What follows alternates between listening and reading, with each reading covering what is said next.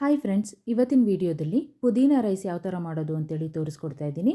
ಬೆಳಗಿನ ಟಿಫಿನಿಗಾಗಿರ್ಬೋದು ಅಥವಾ ಲಂಚ್ ಬಾಕ್ಸ್ಗಳಿಗೆ ಇದು ತುಂಬಾ ರುಚಿಯಾಗಿರುವಂತಹ ರೈಸ್ ಐಟಮ್ಮು. ಅನ್ನ ರೆಡಿ ಮಾಡಿ ಇಟ್ಕೊಂಡಿದ್ರೆ 10-15 ನಿಮಿಷದಲ್ಲಿ ಈ ರೈಸನ್ನು ಮಾಡ್ಬೋದು. ಮೊದಲನೇದಾಗಿ ಒಂದು ಮಸಾಲಾನ ರೆಡಿ ಮಾಡ್ಕೊಳ್ಳೋಣ. 1 ಹಿಡಿಯಷ್ಟು ಪುದೀನ, 1 ಹಿಡಿಯಷ್ಟು ಕೊತ್ತಂಬರಿ ಸೊಪ್ಪು, ಎರಡನ್ನೂ ಕಡ್ಡಿ ಸಮೇತನ ಹಾಕ್ಕೊಂಡಿದ್ದೀನಿ. ತುಂಬ ಬಲ್ತಿತ್ತು ಅಂದರೆ ಮಾತ್ರ ಕಡ್ಡಿ ತೆಗಿಬೋದು. 3 ಹಸಿಮೆಣಸಿನ್ಕಾಯಿ, ನಮಗೆ ಖಾರಕ್ಕೆ ಎಷ್ಟು ಬೇಕೋ ಅಷ್ಟು ಹಸಿಮೆಣಸಿನ್ಕಾಯನ್ನು ಹೆಚ್ಚು ಕಡಿಮೆ ಮಾಡ್ಕೋಬೋದು. 2 ಇಂಚಷ್ಟು ಶುಂಠಿ, 1 ಗಡ್ಡೆ ಸಿಪ್ಪೆ ಬಿಡಿಸಿರೋಂತಹ ಬೆಳ್ಳುಳ್ಳಿ, ಇದಿಷ್ಟನ್ನು ಹಾಕ್ಕೊಂಡು ನುಣ್ಣಗೆ ರುಬ್ಕೋಬೇಕು. ನೀರು ಹಾಕೋ ಅವಶ್ಯಕತೆ ಇಲ್ಲ. ಬೇಕು ಅಂತ ಹೇಳಿದ್ರೆ ಸ್ವಲ್ಪ ಮಾತ್ರ ನೀರನ್ನು ಹಾಕಿ ರುಬ್ಕೋಬೇಕು. ಇದನ್ನು ರುಬ್ಕೊಂಡ ನಂತರ ಒಗ್ಗರಣೆ ರೆಡಿ ಮಾಡ್ಕೊಳ್ಳೋಣ. ಒಂದು ಪ್ಯಾನ್ಗೆ 3 ಟೇಬಲ್ ಸ್ಪೂನಷ್ಟು ಎಣ್ಣೆ ಕಾದ ನಂತರ 1/4 ಟೀ ಸ್ಪೂನಷ್ಟು ಸಾಸಿವೆ ಸಿಡಿದ ನಂತರ 1/4 ಟೀ ಸ್ಪೂನಷ್ಟು ಜೀರಿಗೆ, 2 ಇಂಚಷ್ಟು ಚಕ್ಕೆ, 3 ಲವಂಗ, 1 ಏಲಕ್ಕಿ ಹಾಕ್ಕೊಂಡು ನಂತರ 2 ಮೀಡಿಯಮ್ ಸೈಜ್ದು ಈರುಳ್ಳಿನ ಉದ್ದುದ್ದಕ್ಕೆ ಕಟ್ ಮಾಡಿ ಇಟ್ಕೊಂಡಿದ್ದೀನಿ. 1 ಎಸಳಷ್ಟು ಕರಿಬೇವಿನ ಸೊಪ್ಪನ್ನು ಹಾಕ್ಕೊಂಡು ಚೆನ್ನಾಗಿ ಇದನ್ನು ಫ್ರೈ ಮಾಡ್ಕೋಬೇಕು. ಈರುಳ್ಳಿದು ಹಸಿ ವಾಸನೆ ಹೋಗಬೇಕು ಮತ್ತು ಕಲರ್ ಚೇಂಜ್ ಆಗಬೇಕು. ಅಲ್ಲಿವರೆಗೂ ಇದನ್ನು ಎಣ್ಣೆಯಲ್ಲಿ ಚೆನ್ನಾಗಿ ಹುರ್ಕೋಬೇಕು. ನಾನು ಆಲ್ರೆಡಿ ಅನ್ನನ ರೆಡಿ ಮಾಡಿ ಇಟ್ಕೊಂಡಿದ್ದೀನಿ. ಮೆಜರ್ಮೆಂಟ್ ಕಪ್ಪಲ್ಲಿ 1 ಕಪ್ಪು ಅಕ್ಕಿದು ಅನ್ನ ರೆಡಿ ಮಾಡಿ ಇಟ್ಕೊಂಡಿದ್ದೀನಿ. ಅಂದರೆ ನೀರಿನ ಗ್ಲಾಸಲ್ಲಿ 1 ಗ್ಲಾಸಷ್ಟು ಅಕ್ಕಿದು ಅನ್ನ ರೆಡಿ ಮಾಡಿ ಇಟ್ಕೊಂಡಿದ್ದೀನಿ. ಈರುಳ್ಳಿ ಚೆನ್ನಾಗಿ ಫ್ರೈ ಆಗಿದೆ, ಕಲರು ಸಹ ಸ್ವಲ್ಪ ಚೇಂಜ್ ಆಗಿದೆ.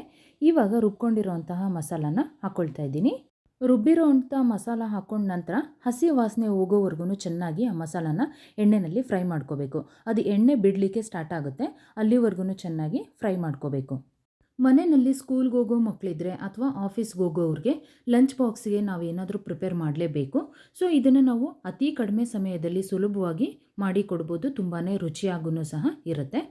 ಏನಾದರೂ ಸ್ವೀಟ್ಗಳನ್ನು ಮಾಡಿದಾಗ ಅದ್ರ ಜೊತೆಗೆ ಒಂದು ರೈಸ್ ಐಟಮನ್ನು ಮಾಡೇ ಮಾಡ್ತೀವಿ.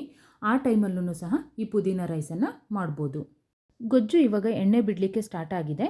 ಇವಾಗ 1/4 ಟೀ ಸ್ಪೂನಷ್ಟು ಅರಶಿನ ಸೇರಿಸಿ ಚೆನ್ನಾಗಿ ಮಿಕ್ಸ್ ಮಾಡಿ ನಂತರ ಇವಾಗ ಅನ್ನನ ಹಾಕ್ಕೊಳ್ತಾ ಇದ್ದೀನಿ. ಸ್ಟವನ್ನು ಲೋ ಫ್ಲೇಮ್ನಲ್ಲಿ ಇಟ್ಕೊಂಡು ಅನ್ನನ ಮಿಕ್ಸ್ ಮಾಡ್ಕೋಬೇಕು.